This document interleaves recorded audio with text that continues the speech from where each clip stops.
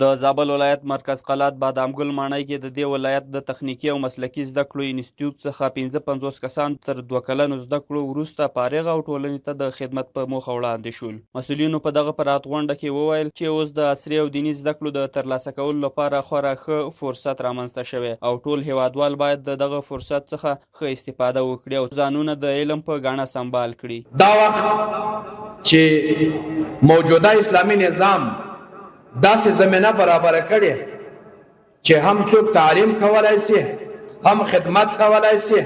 هم ځان جوړولای شي او هم جهان، او په عین وخت کې په خپل حکومت کې د دوی پر مخ باندې دروازې خلاصې دي. حکومت یا اسلامي امارت زمینه مساعده‌ای و خلکو ته د تعلیم و خلکو ته د کار د مسؤلیت په دې باندې مسؤل دي چې دا زمینه به برابرې او الحمدلله دا زمینه برابره ده.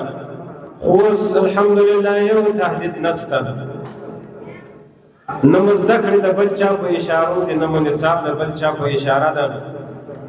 او نه مو وړتیا د بل چا په اشاره ده. استاد مخبل ده، بودیجه مخبله ده، نصاب مخبل ده. د دغه زده کړو څخه فارغ شوي ځوانان خوښ دي چې نن ټولنې ته د خدمت په موخه وړاندې کیږي او غوښتنه لري چې ورته د نورو زده کړو او کار کولو زمینه هم برابره شي. واقعیت چې نن زموږ د خوشحالۍ ورځ ده، په دې خاطر چې مثال موږ 2 کلن مزل پای ته ورسوه، یعنې کم تکلیفونه کم زحمتونه چې موږ په 2 کلن دوره کې تېره کړو، کم ستړیاوې چې موږ تېرې کړې، مثال کم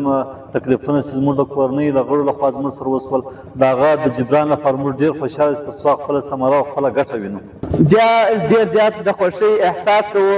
چې موږ ټولنې ته د خدمت په توګه وړاندې سوو او انشاءالله تعالی په راتلونکي کې به د ټولنې خدمت په پوره اخلاص په شفافیت ترسره کوو. د یادونې وړ ده چې څو ورځې وړاندې هم زابل مرکز قلات کې سلګونه کسان د انګلیسي او کمپیوټر زده کړو له خصوصي مرکزونو څخه فارغ شول.